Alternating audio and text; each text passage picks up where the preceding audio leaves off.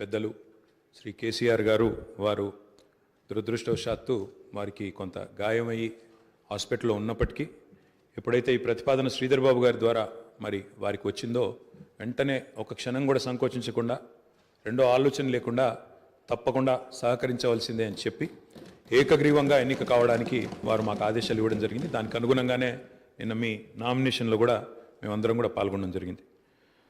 అధ్యక్ష, మీతో వ్యక్తిగతమైన అనుబంధం కూడా నాకు చాలా ఉంది. మీరు 2009 శాసనసభకు ఎన్నికైన నాడు నేను కూడా మీతో పాటు సహచర శాసనసభ్యుడిగా ఉన్నాను.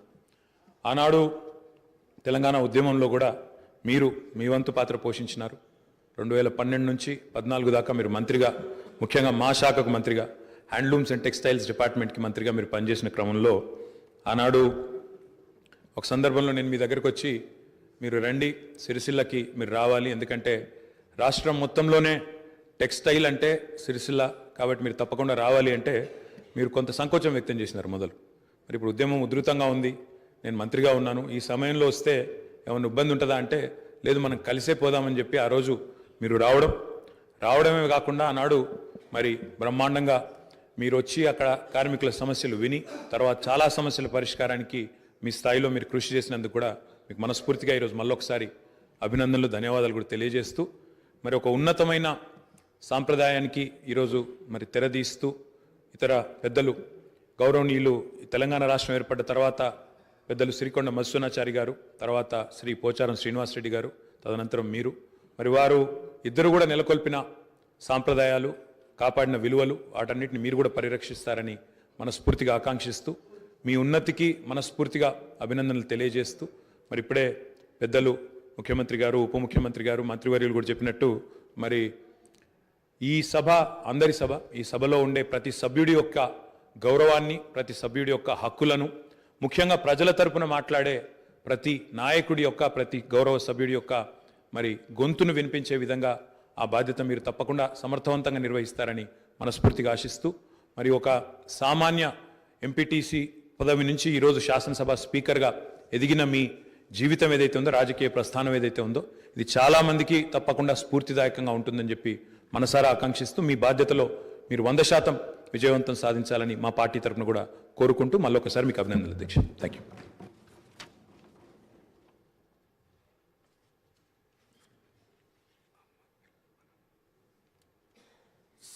श्री अहमद बिन अब्दुल्ला बलाला. स्पीकर सर, मैं मेरी पार्टी की जानिब से आपको इस अहदे के लिए स्पीकर तीसरी लेजिस्लेटिव तेलंगाना असेंबली के मौके पर मुबारकबाद पेश करता हूं और हम सब का साथ आपको रहेगा और उम्मीद करता हूं कि जिस तरीके से मजलिस इत्तेहादुल मुस्लिमीन हमेशा ऐवान में अक़लियतों और मज़लूम तबक़ात की आवाज़ उठाती आई है, इस बार भी हमारी आवाज़ को जो अवाम की तर्जुमानी यहाँ पर ऐवान में करती है उसके लिए आप पूरा मौका देंगे और हम आपके हाउस को चलने में हमारी पार्टी की जानिब से हमारी तरफ से पूरा ताउन रहेगा और हम उम्मीद करते हैं कि हमको भी अवाम की तर्जुमानी करने का यहाँ पर ज़्यादा से ज़्यादा मौका दिया जाएगा। मैं मेरी पार्टी की जानिब से और हमारे तमाम MLAs की जानिब से आपको बहुत बहुत मुबारकबाद कहता हूँ. शुक्रिया. श्री కూనమనేని సాంబశివరావు గారు.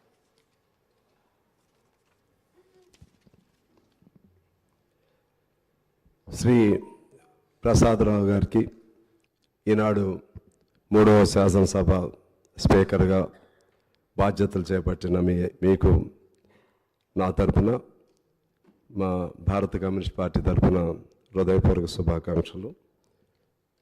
అధ్యక్ష, మీకు తెలుసు, ఇక్కడ సభ్యులందరికీ కూడా తెలుసు, రాజకీయాలంటే ఒక పవిత్రమైనటువంటి వ్యాపకం. అది శాసనసభ దేవాలయం లాంటిది.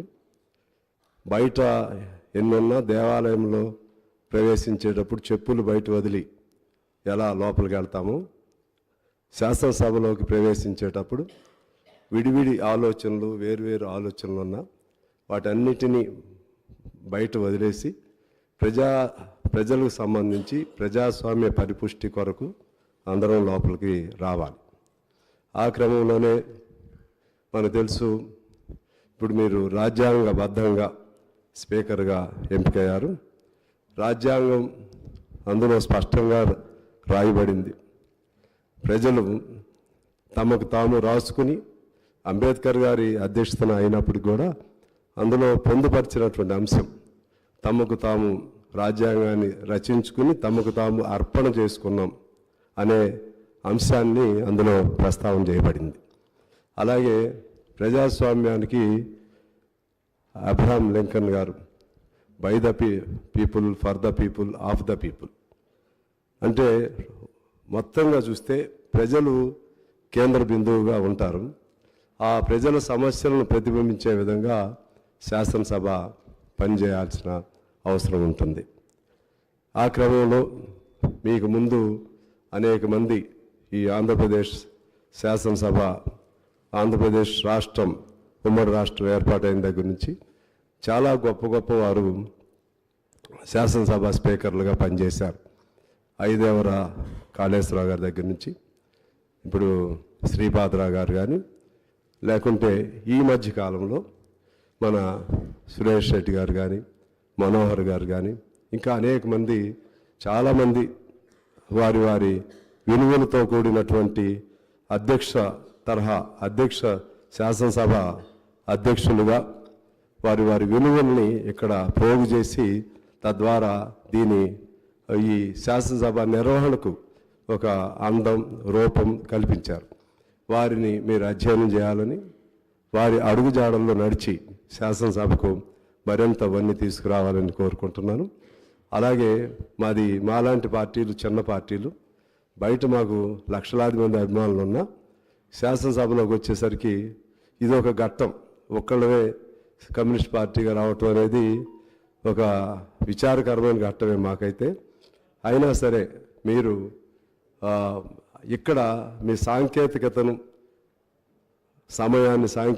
బట్టి సమయాన్ని కేటాయించడం అనే అంశం కాకుండా ప్రజలకు సంబంధించినటువంటి సమస్యలు వచ్చినప్పుడు తగు ఆ సమస్యల ప్రస్తావన చేయటం కోసం తగు సమయాన్ని మాకు కూడా కేటాయించాలి.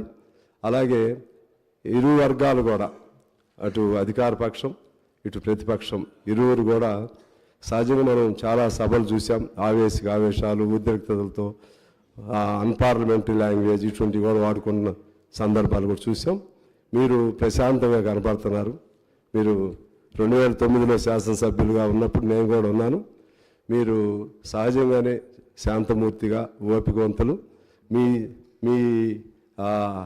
మీరు మీ ముఖ కవళికల ద్వారానే, మీ కను సైగల ద్వారానే అందరూ కూడా ఆవేశాలు కూడా సద్దుమణుగుతాయని ఆశిస్తూ, ఆ విధంగా ఒక పరిపూర్ణమైనటువంటి స్పీకర్గా గొప్ప పేరు ప్రఖ్యాతలు మీరు పొందాలని కోరుకుంటూ, ఆశిస్తూ, అభిలషిస్తూ